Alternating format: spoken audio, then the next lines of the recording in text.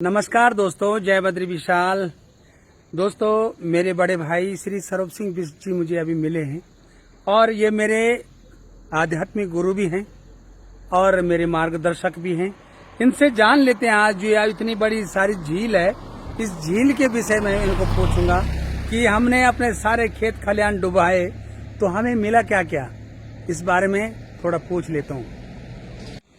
प्रणाम भाई जी। प्रणाम प्रणाम राणा जी, ठीक है आप? बढ़िया हूँ, आपका आशीर्वाद। बताइए, आप सड़क में खड़े हैं, बताइए फोटो लेने के लिए। जी, मैंने यही सोचा है कि आप दिख रहे हैं गाड़ी पे, आपसे कुछ बातचीत कर लेते हैं। जी हाँ जी। जैसे कि ये आप आजकल पूरा तमाम जलमग्न लग रहा है मेरे क्षेत्र, तो भाई जी हमने अपने खेत खलिहान सब चीज डुबाया। हम ये भी भूल गए कि मंडवारती लवारती कैसी होती है, रोपाई कैसी होती है। तो क्या सरकार ने हमको इस विषय में कुछ दिया है क्या हमारी उस पौराणिक धरोहर को सरकार किसी गिफ्ट के रूप में वापस कर सकती है? देखिए राणा जी, ये जब डैम की जब शुरुआत हुई थी जी, थोड़ा सा मैं आपको बैक ले जा रहा हूँ जी, और पूरी जानकारी भी आ जाएगी जी। तो ये हुआ था डोबरा बांध के नाम से। अच्छा, डोबरा बांध। डोबरा बांध। अच्छा। तो डोबरा बांध जब हमारे यहाँ पर वैज्ञानिक आए तो ये हुआ कि साहब ये तो बहुत कम जो है पानी रहेगा इसमें। अच्छा।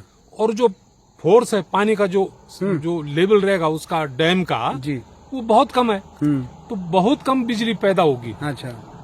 तो एक कर्नाटका के थे, एक चीफ इंजीनियर, अपने सिंचाई विभाग के मुख्य अभियंता थे वो। अच्छा। उन्होंने कई डैम बनाए। जी। तो वो यहाँ पर जो उस समय जो है वो केंद्रीय मंत्री थे, सिंचाई मंत्री। अच्छा। वो यहाँ पर आए, वो स्वयं एक अपने आप भी एक बहुत बड़े साइंटिस्ट थे जी।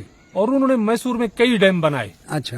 तो यहाँ पर आते रहे तो उन्होंने जो बहुत बारीकी से इस जगह का निरीक्षण किया जी।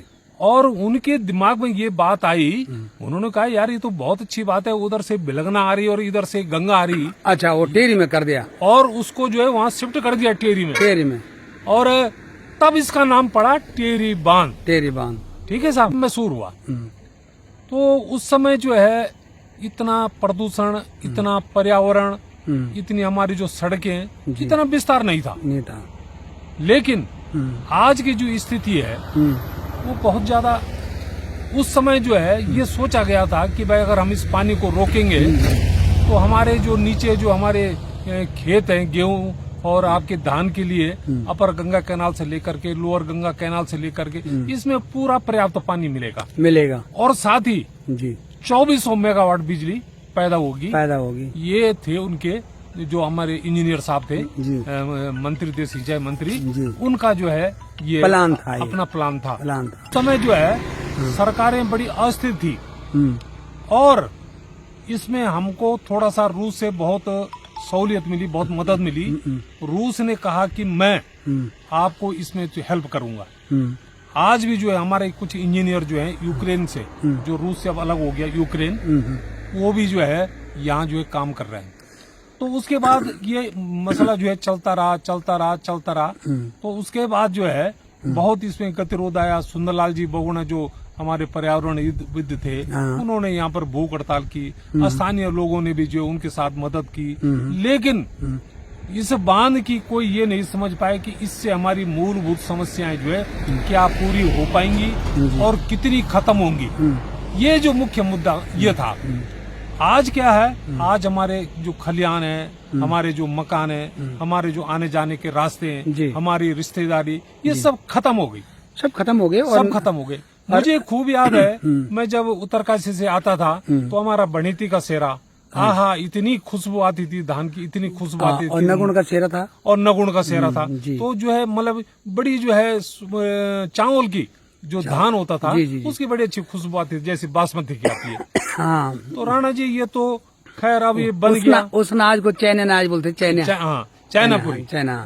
तो अब ये है कि अब ये तो बात पुरानी हो गई जी। आज हमारे सामने जो ये 42 स्क्वायर किलोमीटर की जो झील है वो बन के जो है तैयार हो गई है। जी। लेकिन अब जो है हमको ये लग रहा है कि उस समय का जो ये काम हुआ वो सही था।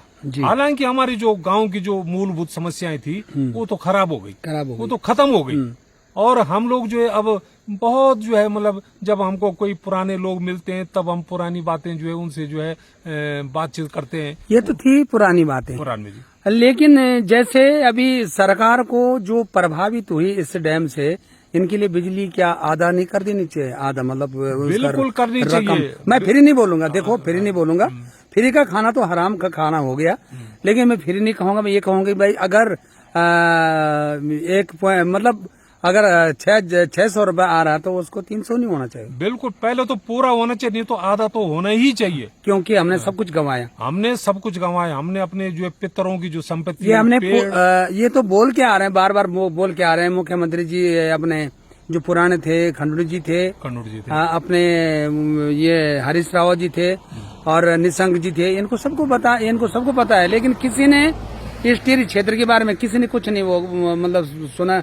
ऐसा क्यों है राजनीति में? अब देखो वो नरेंद्र सिंह नेगी का जो गाना है ना, टिहरी डूबने लगी, जी जी, उन्होंने तो पहले गा दिया था, इतना दिल को छूने वाला है। लेकिन ये जो हमारे नेता है ना, राजनेता जी, जिन्होंने शासन किया जी, उनके दिल पर ये बात उनकी जो चुभती नहीं है। क्यों चुभेगी? उनके लिए तो हमने उत्तराखंड बना के दिया, वो आज राज कर रहे हैं, आज राज कर। उत्तराखंड इसलिए थोड़ी नहीं बना था कि तुम घोटाले करो, तुम इस चीज को नजरअंदाज कर दो। यहाँ की जनता को देखो ना, आज आपके पीछे देखो डोबन गांव है ना, डोबन गांव कहाँ है इनके पास खेती? कुछ नहीं। और ठीक है, आपने इनको अगर पथरी में भी दिया तो कौन सी बड़ी एहसान कर दी, एक मकान बनाने की जगह दे दी, कोई खेती तो दी नहीं, कुछ नहीं है ना। वो लोगों ने पहले बेच के खा दिया है।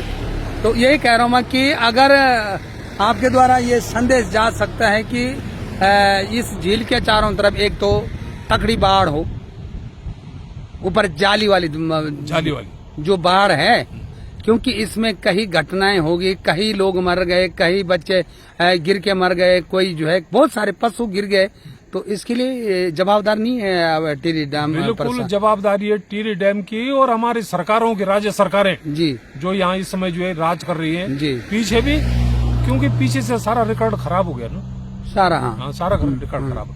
अब आज स्थिति ये है राणा जी, ये झील बन गई है जी, इसमें एक और वो गड़बड़ घोटाला हो रहा है कि बाहर के लोग उत्तराखंड से बाहर के लोग यहाँ पर आ रहे हैं जी और होटल बना रहे हैं। वो तो छोड़िए, अभी आप देखो उत्तराखंड में जितने भी पोस्ट ऑफिस हैं इधर, वहाँ जो है कैशियर जो है नीचे हरियाणा के आ रखे, भाई यहाँ का बीओ कहाँ जाएगा? अभी कुछ दिन पहले कुछ सिलेक्शन हुआ था, बल मैंने भी सुना है, यहाँ 146 की 47 लोग बाहर के आ रखे, तो इसलिए और भू कानून बनाने के लिए भी नेता लोग बोगे हो गए। यहाँ है नहीं वो आपका जो है इसमें ये क्या इधर उनियाल गांव में है नहीं जी, वो हरियाणा का रखा है। वो किस में? पोस्ट ऑफिस में। अच्छा हाँ, वो बात ही करने का तमीज नहीं उसको। अरे परसों में उधर भी ऐसे था, चिन्याली में भी है, चिन्याली में भी है। वो बात करने अगर पैसे ले रहे हैं तो वो जो है पता नहीं किस भाषा में बोलता है, भाषा अच्छी लगती नहीं उसकी। हमारे यहाँ के तो बहुत एक्सपर्ट लोग थे, क्या हो गया? ऐसा क्या है मेरे समझ में नहीं बैठी, ये क्या हो रहा है? ये संदेश क्यों नहीं जा रहा है सरकार तक कि यहाँ बाहर के लोग आ रहे हैं? तो भू कानून के बारे में आप कुछ बोलना चाहेंगे? भू कानून का राणा जी ऐसा है कि इसमें सबसे बड़ी गलती कहाँ से हुई, जब हमारी सरकार जी उत्तराखंड जब राज्य अलग हुआ जी, तो वो जो हमारे पहले मुख्यमंत्री थे स्वामी नित्यानंद जी, स्वामी जी, तो उनको उससे कोई लेना देना तो था नहीं भू कानून से। उनकी आड़ में बहुत सारे जो लोग यहाँ पर आए, उन्होंने जो है उस भू कानून की या स्थानीय लोगों की समस्या पर कोई ध्यान नहीं दिया। और उसके बाद फिर जब दूसरी बार आए तिवाड़ी जी आए, तिवाड़ी जी बेचारे बहुत एक तरह से राष्ट्रीय नेता थे, वो लेकिन वो भी जो है ज्यादा जो है नहीं कुछ कर पाए। उसके बाद हमारे जो है पोखरियाल जी आए, रमेश पोखरियाल जी, तो वो भी ऊपर चलते रहे, उन्होंने भी कुछ बात को नहीं समझा। हाँ, उसके बाद हमारे खंडूड़ी जी आए, भुवनचंद जी खंडूड़ी, उन्होंने इस बात को समझा जी, और उन्होंने अपने समय में बहुत कुछ कोशिश की कि हम इसको जो है कुछ इसमें कुछ परिवर्तन करके कुछ इसकी उत्तराखंड की लाज बचाए रखेंगे, और बचाई उन्होंने और बहुत कुछ उनकी देन भी है। लेकिन क्या हुआ फिर उसके बाद फिर वही जो हमारे बीच के जो नेता थे, लेकिन हरीश रावत जी ने भी क्या कुछ नहीं किया। हमारे पुल की समस्या अलग है। थौलदार ब्लॉक का 75% हिस्सा डूब क्षेत्र में है। हाँ, हमारे सारे स्कूल, हमारे रास्ते, हमारी जल पेय योजनाएं सारी डूब गई। फिर उन नेताओं को हम वोट देते हैं, जो नेता कोई सुनने को तैयार नहीं, तो कितनी विडम्बना है थौलदार की। यही तो है, यही रोना है कि थौलदार ब्लॉक इसीलिए जो है पीछे खिसक सबसे रहा पीछे वैसे प्रदेश में जो है टीरी गढ़वाल है, है। बस और टीरी गढ़वाल में थौलदार सबसे पीछे है। सबसे पीछे। अब क्या अभी ये विडम्बनाएं किसको बताएंगे? ये विडम्बनाएं ये नेता लोगों को बता रहे हैं, लेकिन वो सुनते नहीं है, देखते नहीं है, पर क्यों नहीं सुनते हो? समझते नहीं है। क्यों नहीं सुनते हैं? भाई यही तो बात है, बस नहीं समझते उनको। धन्यवाद भाई जी, मैंने आपसे कुछ भी सवाल किए, आपने जो है हमें अपना मार्गदर्शन दिया। और बहुत विडम्बनाएं हैं कि जो आप देख रहे हैं इस समय में, और भू कानून की भी जो समस्या है, ये हम भी भू कानून के पक्ष में हैं और सभी पक्ष में हैं।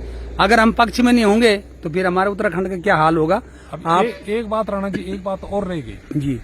बात ये रह गई कि आज आप देख रहे हैं जी, कुछ बाहरी लोग हाँ यहाँ पर आकर के जी अपना बिजनेस कर रहे हैं। और आपने देखा होगा अभी गोचर में हुआ, पुरोला में हुआ, मसूरी में हुआ, क्या स्थिति है, ये थूकांड। हाँ, तो ऐसा लगता है हाँ कि हम लोगों ने तो खैर अपना जो है कर दिया जैसे भी करना था, लेकिन आने वाली पीढ़ी पछताएगी, बहुत पछताएगी। कहाँ रहेंगी भी पीढ़ियाँ? हाँ। उनको बाहर हाथ पकड़ के बाहर फेंक देंगे। बहुत पछताएगी। तो आज की तारीख में भू कानून तो खैर है ही, लेकिन ये भी जो है मतलब कम खतरनाक नहीं है। आप उनके लिए भी कुछ कहना चाहेंगे जो अपनी खेती को जो है तुरंत लगातार बेच रहे हैं और धनी बनते जा रहे हैं? अभी चिन्याली सौड़ में हमारे हिंदू भाइयों का किसी का 3 मंजिला मकान नहीं है, लेकिन एक जो है हाँ। कलकत्ता का हाँ। दूसरे समुदाय का जी, उसने 4 मंजिला भवन बना दिया है। हाँ। अब बताइए आप, बताइए। और हमारा जो है 2 मंजिल से ऊपर ही नहीं। तो ये बातें जो है हमारे जो आने वाले लोग हैं उनको बहुत सोचना पड़ेगा। और इसके लिए जो है थोड़ा सा जो है मतलब कोई वो नहीं कि साहब हमको जो है थोड़ा पैसा ज्यादा मिल रहा है और हमने जमीन दे दी। जी।